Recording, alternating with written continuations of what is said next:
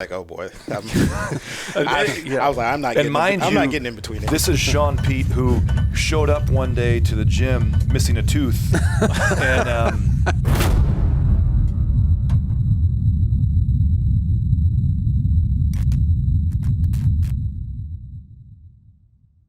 all right, guys, welcome to the Built by Vitality podcast. I am Steve Pinkerton, sitting next to Philip Lewis, and we have Mr. Mike Metcalf and Shaun Peet with us. And we're going to talk about culture today. And I can't think of two better people to talk about culture than these guys. If I took the entire podcast to talk about their backgrounds, I could probably do that. So I'll leave it to them, but I'm going to give them the high points. We'll start with Shaun. Shaun was what we like to call, I guess we'd call a bully on the ice. He's from Canada. Enforcer, I think, is the technical term. Yeah, but and we'll let him explain the number of fights he got into on the ice, which were all obviously perfectly warranted. And absolutely, he never started it. Always justified. He was the finish. He finished it. Yeah. Never started it. And then you've got Mike, who, interestingly enough, went to App State to play football, which I know means nothing to you, and that's okay. You're not the sports guy. I get it. I almost went to App. But App State was kind of like the introduction to North Carolina for me, because it was the day I moved into my house and moved from California to Charlotte, North Carolina. App State beat Michigan. It was I got my DirecTV turned on. Legit, the best story ever. Turned it on, and I had been gone for the previous couple of years, so I missed the seasons. I'm like, I finally get to watch Michigan football. Fourth quarter, I think it was opening. It was the opening game. Mm-hmm. And I'm like, here we go. And boom, App State beats us. And people running through the streets of Charlotte, like outside my neighborhood. I'm like, are these guys messing with me because I know I'm from Michigan? And that was it. So, and then fast forward now, and Big Mike was a running back for App State, of course. Why not? So, they kind of had some different backgrounds that we can talk through, but I met both of them through Chip Ganassi Racing, and they bring their pit crews over here to train.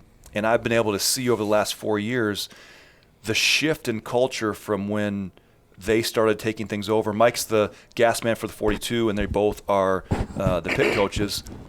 And it's been so drastic, the change in culture, that I don't think people can appreciate how far it's swung from one side to the other.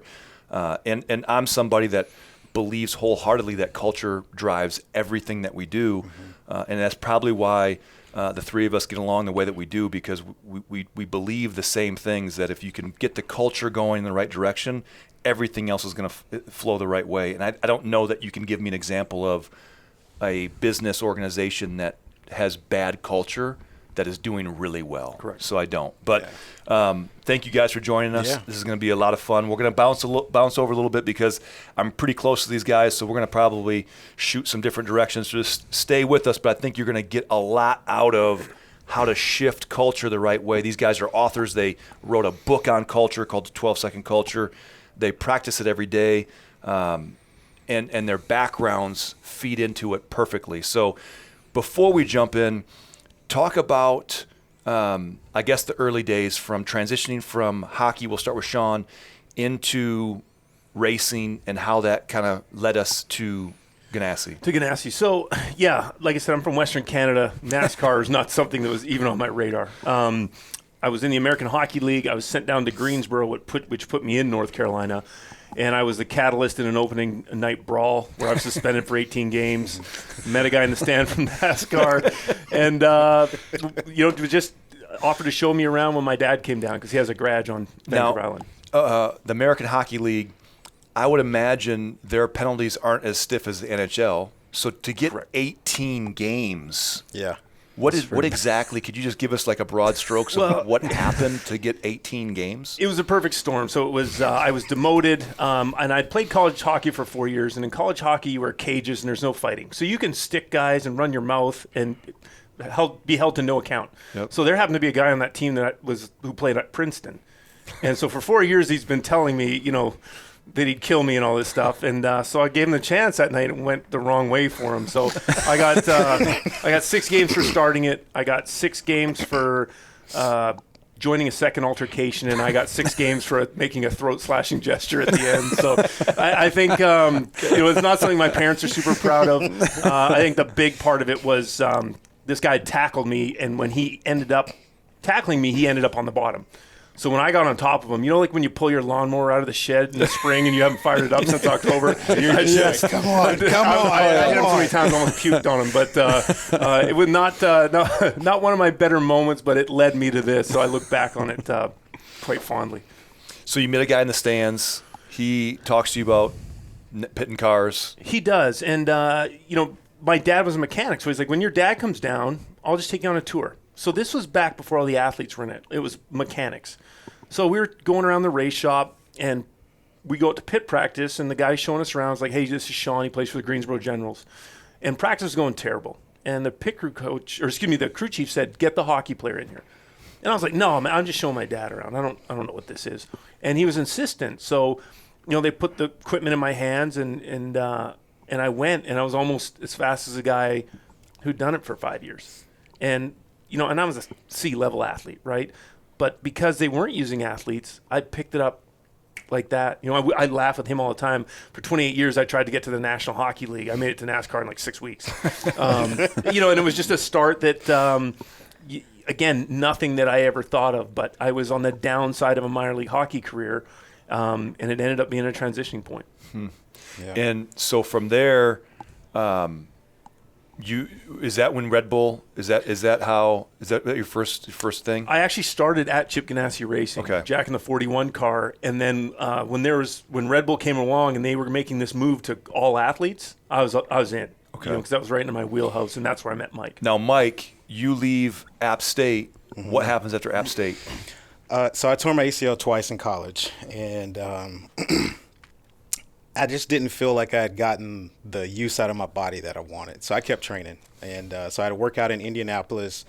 The guy that I was training with, he had come from UNC Chapel Hill, Ben Cook, and he had worked with Vince Carter, and he was on their basketball side.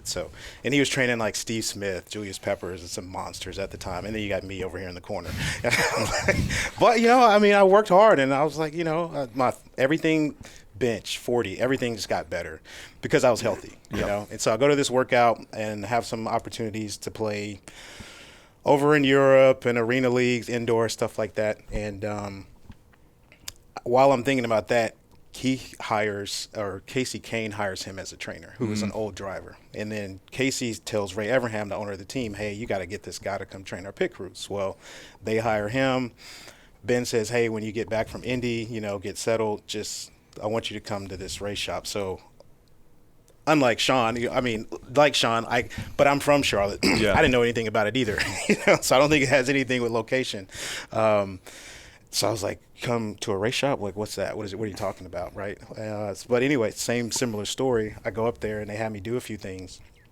And I didn't know this at the time, but a couple guys went running through the shop like, holy shit, like, you got to see this guy.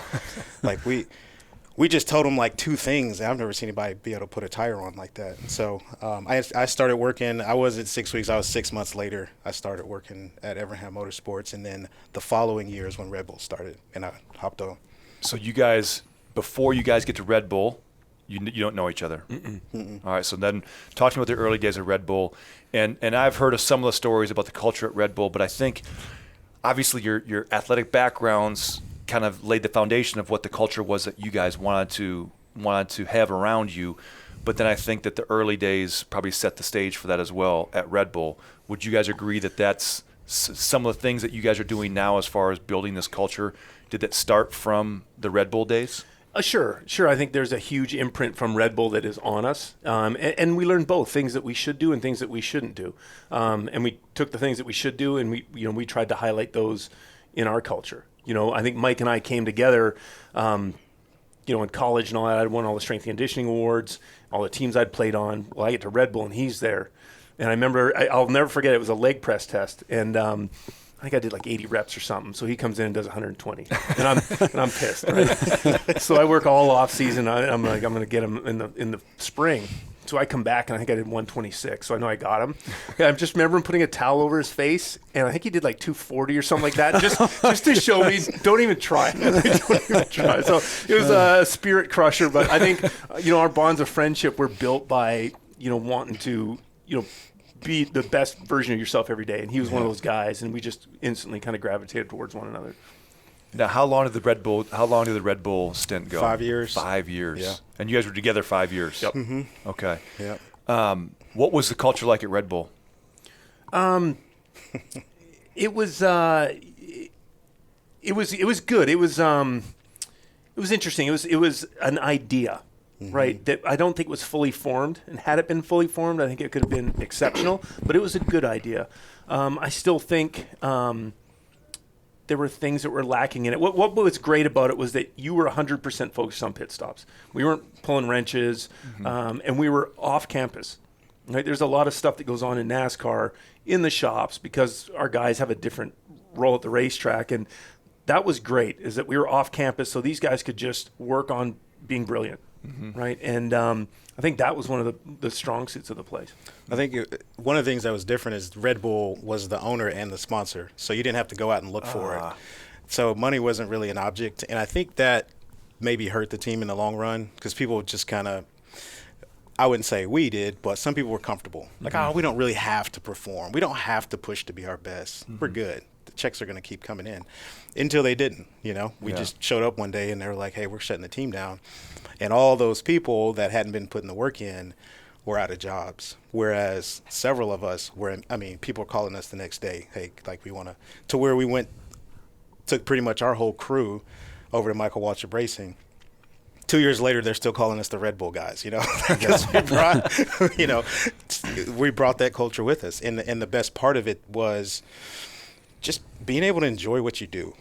Like we talk all the time about, for me, culture, that the comment of culture eats strategy for breakfast. Like, you can have a good process and you can have money and all that stuff. But if you got good people that are passionate about what they do, you can't touch that. Yeah. You cannot touch that, right? And so we figured that part out early. When we were at our very, very best, when we were winning races, pit crew championships, is because we enjoyed it. Yeah.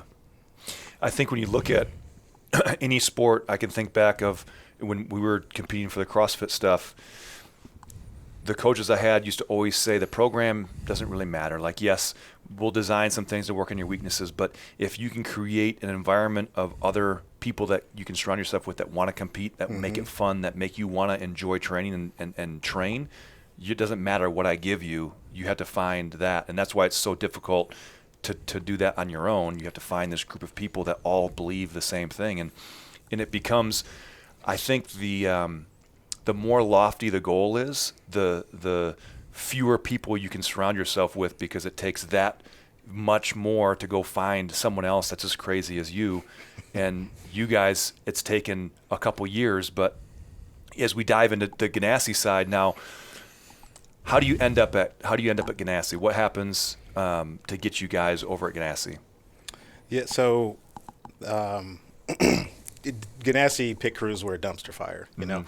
They and I say that loosely, but the talent was there, resources were there. There were some veterans that were paid well, but the performance was outside the top 20. And the GM just said, hey, we got to find somebody that can shake this up for us. They reached out to an agency, some people that we have good relationships with, and we had already started coaching and training on the truck and Xfinity side. And they took a shot, they're like, hey, you guys haven't run a cup program, but you seem like you have a plan. We sat and had lunch. They were really cool guys. We laid out a plan of exactly how we were going to do it, what each day would look like, what the kind of people we would need, the whole nine. Like, we had a plan. What year was this? This would have been like the end of 2013. Yeah. Okay. And so we started the 2014 season, took over that program. And Steve, I remember Mike was in France for the first 3 days. And I remember getting there the first 3 days and walking into that place and was like, oh no, we made a huge mistake. Like, it was bad. And it wasn't that we lacked talent. We were a really talented group. But we were lazy, we were entitled, and we were selfish. And we didn't want to win with people like that. right? So like one of the things that he and I said set in stone from the first day is we're going to put more sweat on the floor than anyone in NASCAR. Yep. Right? So we took this gym that had carpet, all these TVs so they could just go in there and sit and watch ESPN, all these machines, and we yanked all of it. Right? And we're just like, no, this is a new day. You know, and it rubbed a lot of people the wrong way. And, you know, it was hard at the start, right? Because we were at Red Bull when a new regime came in, and they came in and just cleared everyone out. They didn't see if anyone had value. They just swiped everyone except the pit crews. So we didn't want to do that. We had ideas like who would survive and who wouldn't, but we wanted to give everybody a chance. So we set in the building blocks, right? Like this is what we're about. The new people that come in, these are the attributes that we're looking for, and we set to try to turn the culture around that way. I think what's interesting is I look at culture and I think of so many people are afraid to impose their culture because they don't want to rub people the wrong way. They don't want to step on any toes. Mm-hmm. And once you start to give up some of what you want, you'll never get it back. Once you sacrifice a little bit to say, man, I really want Phillip, but he doesn't, I don't know if he's going to be the best fit there. As soon as you start to bring that in and you compromise what you want, it's almost unfixable. And if that would have happened, it would have been very easy for you guys to do that because you're like, man, if we do this, I imagine that there's going to be a lot of people that aren't happy, that aren't excited about it. I agree. But I think what we thought was, hey, we're going to dedicate 60 to 80 hours a week to this. We're going to be away from our families for this. We're going to win this way. Mm-hmm. And you either believe in it or you don't, right? So we just set that in stone. And believe me, it was rough. Like I was nose to nose with a tire changer at practice. And like I was ready. Like if you wanted to do it, I was ready to go. I hadn't seen that face in a while, and I was like, oh boy. I was like, I'm not getting in between it. This is Shaun Peet, who showed up one day to the gym missing a tooth. And it wasn't even I didn't even notice it because I picture him with no teeth anyway because that's just the way I imagine it was. Correct. And what happened with the tooth? This was just a couple months ago. Oh yeah, I kind of just fell out of my head, man. When they're all fake. And he said, yeah, I gotta get it put back in. It just fell out. Like, here's the thing. They were busted. If there's a couple things. I mean, I wouldn't. If Mike was joking around about how he was with Steve Smith and all these other guys. Mike is also as wise as a house. Like, if you see Mike, you're probably not. You just want to let's let him do what he wants to do. Yeah. If you know a guy's teeth are falling out, you don't mess with that guy. You probably just you see the guy that has the cauliflower ear. You just like, I don't think I mess with that guy. Just let that go. I actually Googled how to try to get that on my own.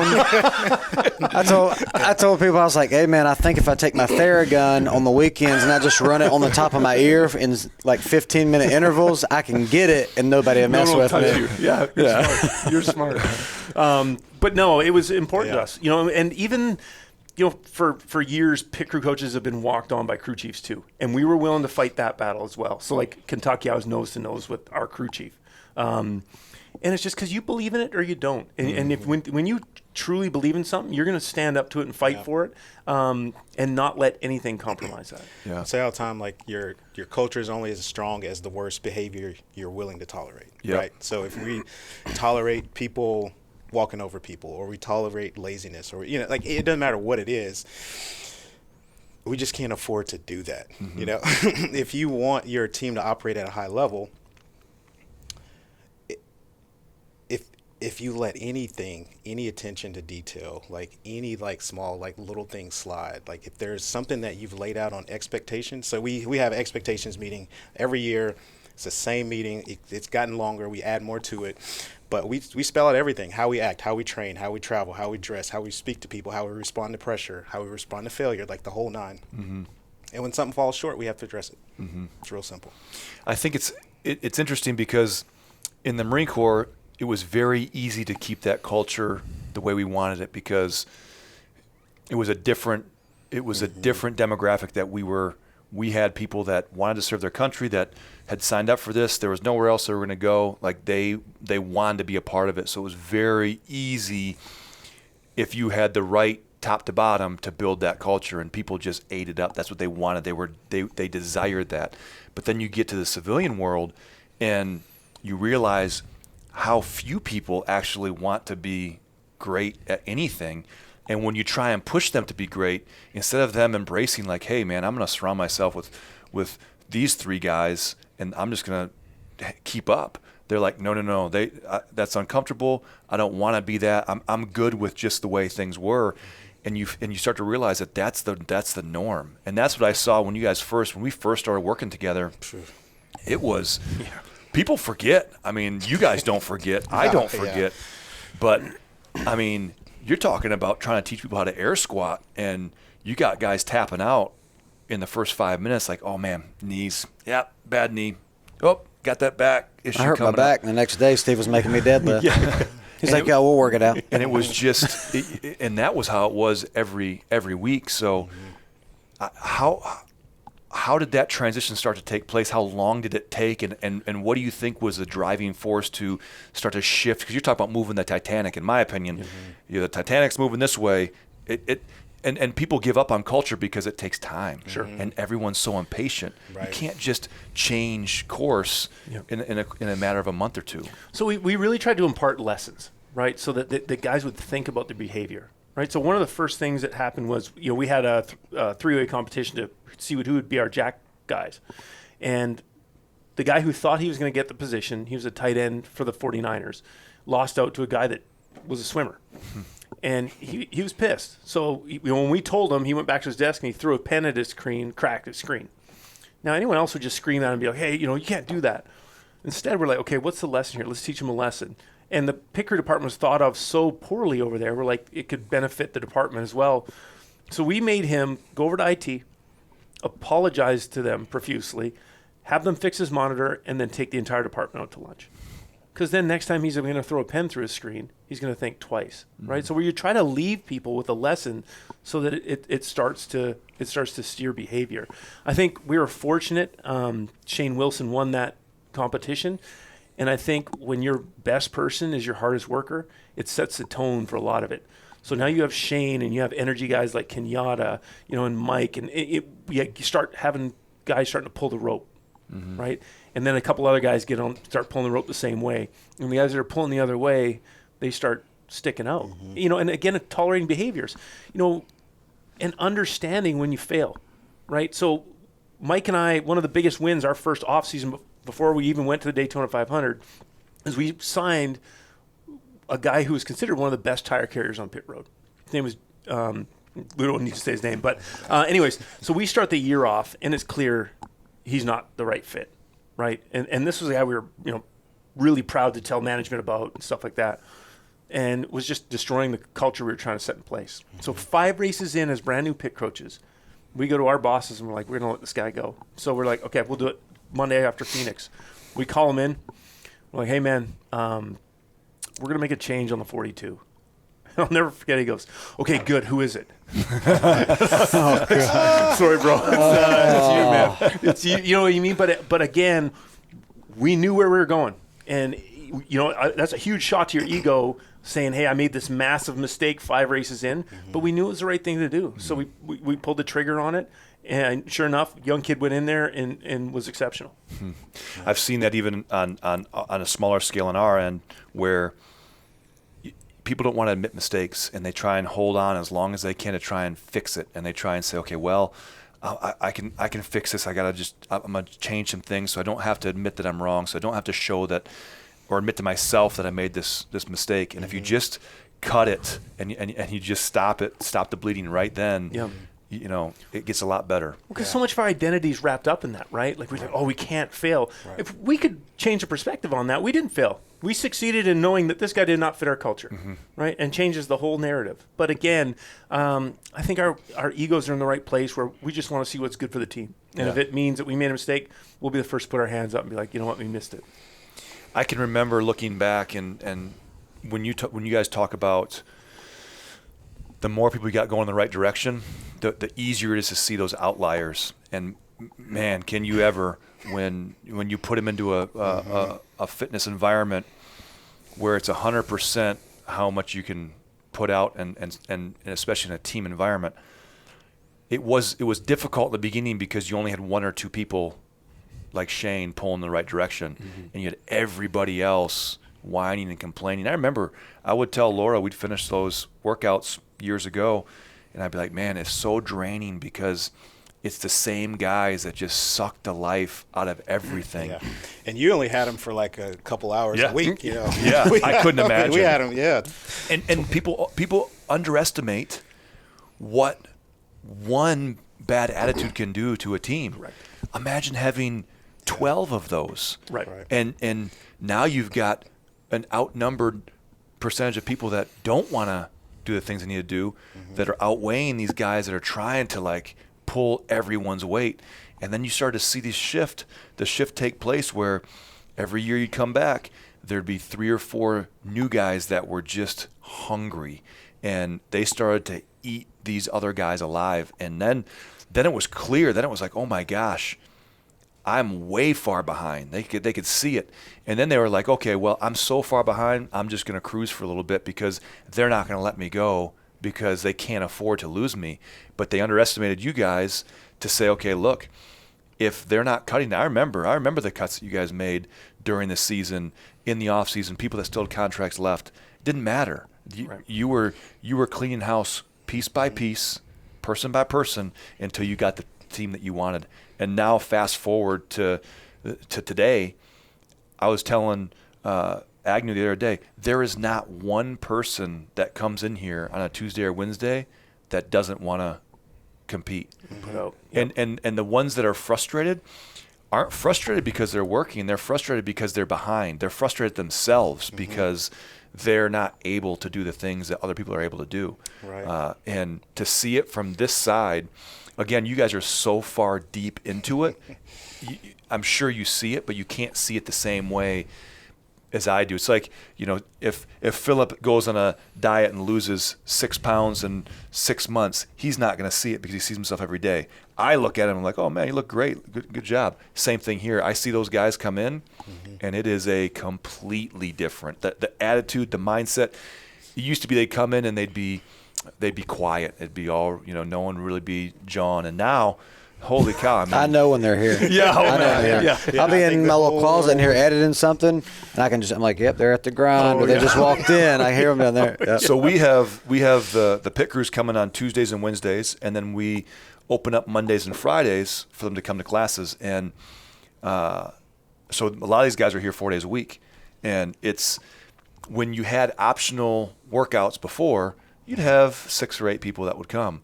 Well, now we've had to kind of align where we can put them because there's so many of them that come in and they're hungry to do this. They're hungry to try and get better. And that has taken a long time to develop. It has. And, one thing we tell them all the time is like success doesn't reward the wrong person.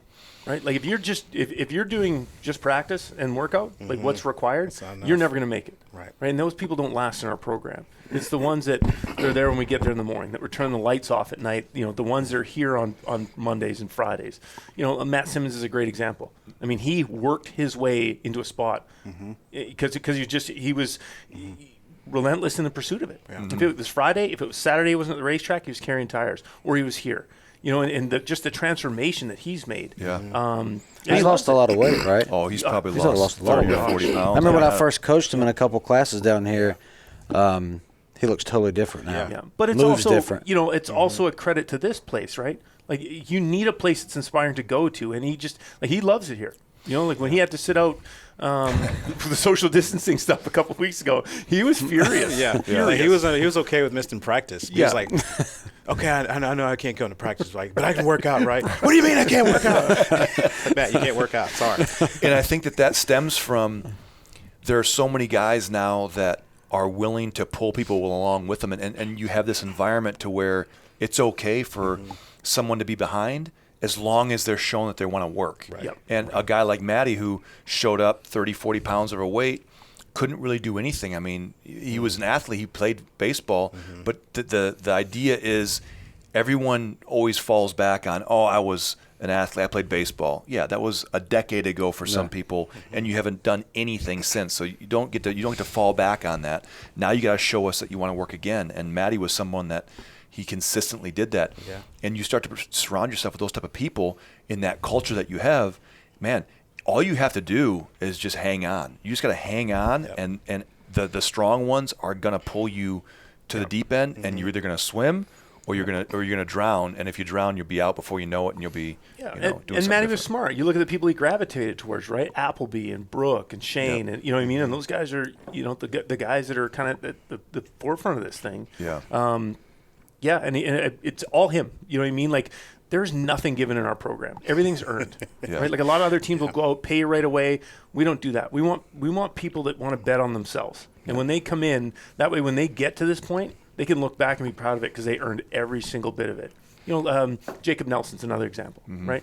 He's been given less than anyone we've ever had in the program, and just continues to fight and fight and fight, and it's starting to pay off for him. And you know, we're super proud of those examples because he had a long hill to climb, and he climbed it. You know, and you're proud of those kids. You know, one thing that's interesting is you've got a number of guys that have this very competitive athletic background that come from a really competitive pedigree of sports, NFL, the swimmer style guys that get made fun of every day, but they're incredible athletes. But those guys coming in, they get no special treatment, and I see it. You know, they actually almost are under the microscope more because of their background. And you take a guy like I look at Kimbrough, and that is, when I think about the type of humility that I try to create at Vitality, that's what it is in a nutshell, because he is everybody thinks that I crushed on Kimbrough, but he's the most explosive human I've seen in person. It's unreal. And the way that he can move, the size of the body that he has, I've never seen it before. I was making that video, and you had him do the up down the cone drill. I was like, God, this guy's moving like Spencer. I said, why are we doing 2 times speed? Let's just keep it 1-to-1. But you know, you take a guy like him, and he comes in, and he struggled. He struggled, and he'll forget this, but he couldn't hang on the bike. He had no endurance, and he was getting crushed. I remember Appleby was screaming at him one day, and I mean, I'm sure that he doesn't get talked to that way from his background very often. Right. No. And in this environment, it didn't matter. People don't care what you've done before. Right. They want to see you perform here. And what did Kimbrough do? Kimbrough changed his diet, started training all the time, and he turned back into this animal that he was before. And the attitude that he has is exactly the attitude that epitomizes the humility that everybody has in this team, because you can't come in here with an ego. It will not work. And that's why we've aligned so well together, because I've said it for 11 years. I can't have a coach that has an ego, because they'll just get eaten alive, because the Ginnies and Lauras and Jesses will run circles around them and crush their spirit. Correct. And the same thing goes. If you can't take someone joking with you, don't come to Ganassi, because it ain't gonna work. Right. And it's a testament to a lot of those guys. Like, they're all like, we call them walk softly but carry a big stick guy, right? Mike's like that, Tig's like that. You know, imagine Marshall McFadden, right? Plays for the Pittsburgh Steelers, comes to us, and we're like, okay, you're going to get in this 16-passenger bus, and you're going to drive to Iowa, and you're going to go with 4 kids that didn't even play high school sports. Go get him, Tiger. You know what I mean? Like, that takes a level of humility to not be like, no way, I'm not doing this. Yeah. Yep. But again, you see that early on, and their reactions to that lead us to say, hey, this is one of our type of guys, or it's not. Yep. Yeah. And you look at Cap and Shane, they're the cornerstones that everybody followed, you know, and you've got guys like Danny that all of a sudden you get those 3 and they start to then Tig comes in, he's like, oh, okay, this is how it's done. And Kimbrough comes in, and Marshall comes in, and you got guys like Brooke and Maddie who have that hunger and desire, and everybody just gravitates to that culture. And it's no different. I would imagine, I was a Division III. Wasn't highly recruited by anybody, but why do people go on these recruiting trips? They go there because the coaches want to show off their culture. They want to show what their culture is, to see if it's a good fit. It's the same thing. When you guys get new people in, you bring them to the practices, you bring them over to Vitality, and you get to see. And I've said it for years. All you need is 60 minutes in a team setting with something competitive, and you can learn everything you need to know about somebody and what they're going to do. Are they cutting reps? Are they short in their range of motion? Are they complaining? Are they whining? What are they like when they lose? Are they throwing a temper tantrum? Everything you need to see. And I've seen it here where guys come in and they just aren't ready for that type of environment because nobody else is doing this. Right. Nobody. I think culture is a seed. It takes time, right? And it takes, sun and water and all these things, and you have to work it. You have to work the land. But you think about like how you till the dirt before you even put the seed in, and that's what we try to do, right? A lot of what happens with culture happens on the front side, and we know pretty much right away before they ever have a day one if they're going to work or not. There's plenty, we're talking about all these stories of these guys that are here that are performing. Probably double the amount of people that we've had come and try that were athletic and competitive and all the things, but it didn't fit the culture that we were looking for because our standard's high. And it has to be, right? You see, people come in and they're killed, and they're like, you guys do this every week, like twice a week. Yeah. They're like, oh, I'm like, okay, never gonna hear from that guy again. Yeah, exactly. And good, But you see a lot of companies and teams and businesses, they settle for the eye candy, or they don't put the hard work in to really dig and try to find that character at the start. And I think that's where you see a lot of cultures breaking down. Yeah. Like Mike and I go into these companies, and I went to school in the Ivy League. I'm the first one to be like, you people that just grab a kid because they went to the Ivy League are missing it huge, right? I'm taking the kid that I saw kids drink their way through 4 years with an Ivy League degree.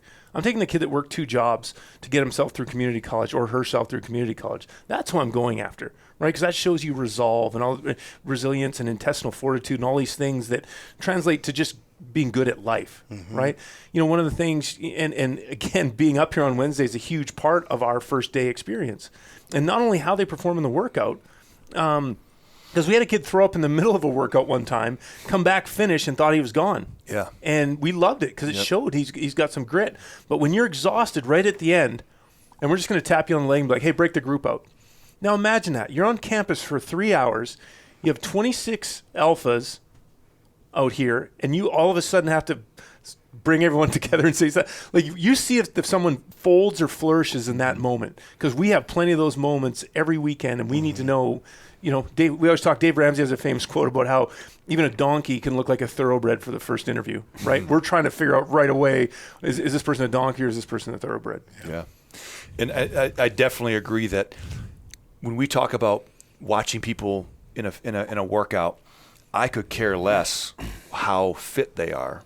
I just want to see all the intangibles, all the details that you can read from someone in that situation. I don't expect anybody that comes and works out with animals that you guys have to be able to keep up, but I want to see what happens when they realize how far behind they are, because everyone's going to be behind. Yeah. Especially if they're coming from a different team or a different environment. It's just that you can't prepare for this. Or if you just showed up to work and you get called in to jump in with them. Yeah. Stuff like that. Yeah. You did great, though, Phil. It's awesome. It's because I had Spencer with me. Okay. But I think that's a big part of it is, like Mike says, if you don't have the foundation up front, then you're going to get a lot more people that are slipping through the cracks, and it becomes much more of a, you're trying to be reactive to all this, and now you're taking time away from developing that culture by trying to fix the problems that have gotten through. So it just becomes this hamster wheel of, man, if you do this, if you're not set up the right way for it, it's going to create a lot of work for you guys on the back end. Sure, and there's a lot of free agents that have come available over our 6 years here. It's our job to call them, because they're available. And the first thing Mike and I say is, hey, look, man, it's hard here. Like you're going to put sweat on the floor, and it dissuades a lot of them. But we're never going to be exceptional with people that are looking for a shortcut, right? And we've just understood that, and it's paved the way to where we're at now, right? If we would have compromised on that, we wouldn't have some of the guys we have now. You guys wrote a book called The 12-Second Culture. We actually we had our staff read it, and then we met once a month until we finished it. Someone read it to Philip. They read it to him at night. I did the Audible one. The Audible. But it was, talk to us about the book, because it was something I think that it's hard to write a book these days because everything's been said, but there were so many different points in that. And what I made people do is I said, okay, we'd meet at the end of the month. I said, highlight something that you think applies to vitality and how it applies, and we'll talk about it. And you'd be amazed. I think with most books, people are going to gravitate. They're going to see the same type of things over and over. So everyone's going to have the same kind of thought on what applies to it. For us, everybody was different. It was all over the place. That it kind of impacted people on so many different levels. How'd the book come about, and how is that going right now? We real easy being at the racetrack, talking with sponsors and partners. Once people started to figure out, like, holy crap, man, this pit crew part's awesome. I'm used to seeing the cars going around, but I didn't know so much detail went into it. And then they see the guys, and Goro, we got Bree, who's also a monster, right? So, like, how do I get my team to operate like a pit crew? After hearing that like 50 times, we're like, we should write a book, Here, this is how, And so we got together probably, I don't know, it was probably three years ago. A bunch of times here at Vitality. Yeah, and just, we grab a coffee or something, and we'd come sneak up here somewhere and just start writing, putting thoughts together. And we had a guy, Stephen Copeland, that helped us get our ideas together, help us build out an outline. And what we wanted to do was just... So many people are struggling in their life. They're unfulfilled in what they do. They hate their job. It's causing them stress. I mean, the list goes on. And I think that's a direct reflection of poor leadership. I think that as leaders, you have the type of influence that you can legitimately redirect people's lives. Like, you can give them challenges that help them grow. You can give them obstacles that help them become the best versions of themselves, to dig deeper in who they are. I heard somebody say the other day that, everybody runs out of rope, but, leaders help you tie that knot so you can hang on. Excuse me. Tie that knot so you can hang on, right? And that's all of us. At some point, we were like, man, this is hard, this is tough. But if you got the right people behind you, pushing you, helping you grow, man, you can accomplish some incredible things. And so we wanted to just give leaders some ideas. We don't pretend to have all the answers. We don't know it all. We're still learning a lot. We still make a lot of mistakes. But at the same time, we know a lot about speed. And we've seen, you mentioned how much turnover we've had. I think we're operating really well right now, and I think it's because we can focus our energy on getting better, not on trying to get these guys to conform, Yeah. And I think I want leaders to know that, you're wasting time and energy, not just cutting that dead weight. Like, get rid of it. It doesn't matter how talented they are, if their son's last name is the same name as the sign on the building. Like, find the right people, win with those people. It pays off. And it should give your listeners hope, right? You got two morons with a dozen concussions together, and we can write a book. Anyone can write a book. I know. For me, I think we had an opportunity to speak at the NFL Combine, and so Mike and I go up there. And I think if you do anything in life, it's just your work, and you don't necessarily think you have anything to say. So we go up there, we present for 30 minutes, and we think it went terrible. But at the end, there's 30 NFL trainers and doctors hanging around, from the Saints and the Texans and the Chiefs, a couple other teams, and so we're like, oh, maybe it wasn't as bad as we thought. So we're walking out of the convention hall, and this guy tracks us down in the hall, and he says, hey, fellas, look, I took more notes in your 30 minutes than I have the first 2 days of this conference. And we get into this really great talk. And at the end of it, I'm like, well, who you with, man? And he's like, I'm with the New England Patriots. And right then I was like, we have something to say. Like, we have something to give to the world. And, you look at Europe, there's F1 pit crews going into businesses and hospitals, streamlining processes. And then, like it says in the book, speed is the new currency of business, right? But a lot of times what companies think is we're going to come in there and we're going to give them some process involved with pit crews that's going to take them over the top. But operating like a pit crew is elevating people over process, and that's how you get speed in your organization. Yeah. Have you seen some traction to, now you guys go and do consulting work for these big firms? Is that starting to kind of flow down the pipeline for you guys? It is. It's been a really great year. I mean, we've done everyone from the Dallas Cowboys to big pharmaceutical companies like Merck to universities, and it picks up every day. Like, we thought COVID would have destroyed it, and it didn't, because the name of our company is DEC Leadership, and DEC stands for Diversity, Efficiency, Culture, and Kindness. And what was interesting is it was culture, culture, culture, culture. That's what everyone wanted. And then after the events of summer 2020 and George Floyd, a lot of people started reaching out to us for diversity training. Now, one of the things that I think I'm most proud about is NASCAR was the first major sports organization to implement mandatory D&I training. And they reached out to Mike and I to do it. So we talked to everyone, and it was everyone in the sport, owners, mechanics, crew chiefs, everybody. So, and that's a tough conversation. So yeah, and it's been that, and it's funny because now a lot of companies are looking for kindness. We forgot how to treat each other well. So like we'd love to hear your keynote on kindness. So it's been great. Mm-hmm. That's interesting to me because kindness you don't talk about a lot. People don't. It's not. I guess people not think corporately. Yeah. It's not. That's not something that. But I would argue even outside of the corporate world, kindness isn't fostered anymore. Like. I can't remember what we were talking about. Jess and I were talking about, but we were walking and someone greeted us and said something nice, and Jess was like, "Man, that was really nice of him to say that." And I looked at her and I said, "Man, how crazy is it that we are now noticing when somebody does something nice that 10 years ago, if they didn't say something, you'd be like, man, what in the world's going on?" But now the norm is.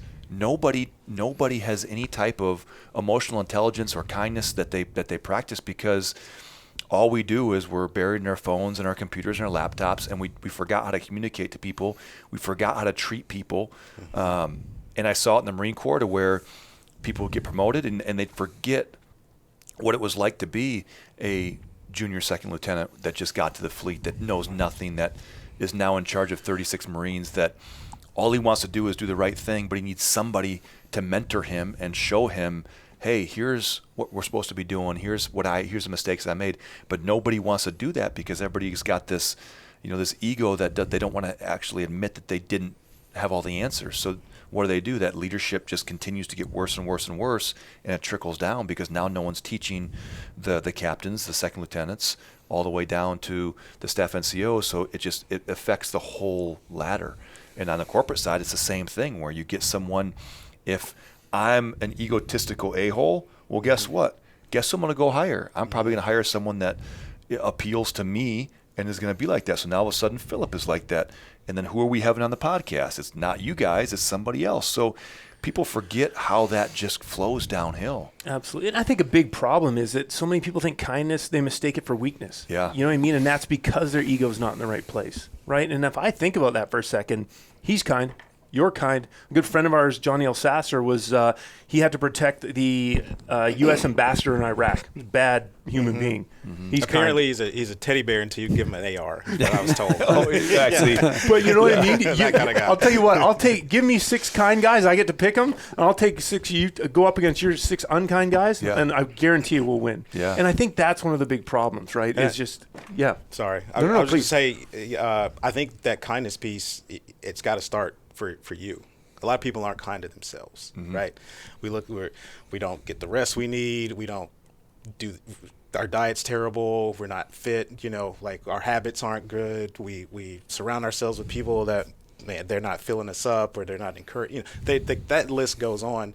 But a lot of what you see how people treat others is what they're doing to themselves, right? And so I think part of that kindness thing is like we got to raise the bar for our own lives, our own standards, and let that overflow into how we treat others. Yeah. And I look at that as something where before it's the same reason when the plane's going down, whose mask do you put on first? I can't help somebody else unless I help myself first. Right. And then you've got this stigma where, I'm selfish, I'm trying to do something for myself. Well, I have to build these checks and balances for me, and then I can go out and affect other people. And if you don't do that, Mike's right. It just becomes this cancer inside that is going to eat at you, and then you're going to be lashing out at everybody around you. And we forget, we talk about it all the time. If one of us is in a bad mood here at the gym, we all feel it. And that's why it's so important that we have the group that we have, because we don't have bad days. We know we're intelligent enough and emotionally intelligent enough to understand that we have to leave that outside of this, because Philip's negative energy is going to rub off on me, and now I'm in a bad mood. And now if I'm in a bad mood, everybody's in a bad mood because I'm going to make everybody in a bad mood. Especially if you go coach a class that way. Yeah, because how you interact with people is a direct reflection of what you are. They come here for a better day, and then Right. if we mess it up for them, then they left with even a worse day. And people are looking for good experiences, because that number's going down. Yeah. You can't even get a good experience at like a fast food. Like they people always are just throwing your, what I mean? Like it's like the most simple, basic human interactions that should be joyful or at least pleasant aren't anymore, right? Yeah. So if people want to buy the book, where can they buy the book? Where do people follow you guys? Because I think if you're going to use social media, at least use it so that you follow people that are doing things the right way. And I think that people need to open their feed and see the things that you guys do, what you guys are up to. Where can I do that? The book's 12secondculturebook.com. Okay. So that's the name. Yep, Do we have the technology to link that somewhere in our? I can Yeah. put it on the screen. We're pretty high speed. Nice. We're high speed. You just like touch it and then it bam. Oh yeah, bam, right there. Wow, amazing. Deck Leadership on www.deckleadership.com. Yep. Any sponsorship deals in the makes for Deck Leadership? I saw it on the hood of Oh yeah, that was with Spire Motorsports. Yeah, that's a whole nother podcast. But yeah, it was really neat to see that out on the racetrack. You know, it's friends of ours that we've done a lot for nothing, and just felt like they wanted to help us out. And it was, like I said, to see that at the track was really cool. Mm-hmm. We're both on Instagram. The Deck Leadership, Mr. Metcalf Jr., SW Peet. We're not. I think the thing that surprises most people is we're not Instagram influencers. Yeah. We're NASCAR pit crew coaches. Yep. We're not trying to steer you down one road. We're like, hey, this is what we do. If you like it, come along. If you don't, we won't hold it against you. Yeah. Well, I'm going to commit to another podcast. What we're going to do, the mill. We're gonna go out to the mill. That'd be awesome. We're gonna go out to the mill and we'll do another podcast from the mill. It'll be awesome. The lighting's great. Okay, good. And you're trying to take this mill up in. Is it in? It's in Vail, North Carolina. Vail, North Carolina. Yeah. And Not to be confused with Vail, Colorado. Colorado. Yeah. Different property very taxes. different. And you're refurbishing this mill. That's how you clear your mind on the weekends. 1898. It was built in 1898. It was like the Ganassi Picker Department when we grabbed it. It's a dumpster fire, and we go out there and work our guts out. And we're trying to turn it into something that can transform people's lives. So I love it. That's We'll what we're start the gonna do. next podcast with me and you changing some tires. Well- See who can do it faster. I'd smoke you. First of all, Philip's got the softest hands east of the Mississippi. that's what I thought. I thought So- you played the piano. his whole life or something. Sorry, yeah. That's that lotion I've been using. Yeah. He's the only guy that I turned 40 yesterday, and Philip leaves me a Family size. family-sized bottle of moisturizer cream Yeah. with a bow on it, and I'm like, only a special individual can do that, and Philip is that individual. Correct. So, Correct. Everybody needs a Philip, man. Yeah. Everybody needs a Philip. so guys, thank you so much for coming on. was our pleasure, Part man. 2 is going to be at the mill. Okay. And I'm excited to see what you guys got in store. Cool. Absolutely. Appreciate it, guys.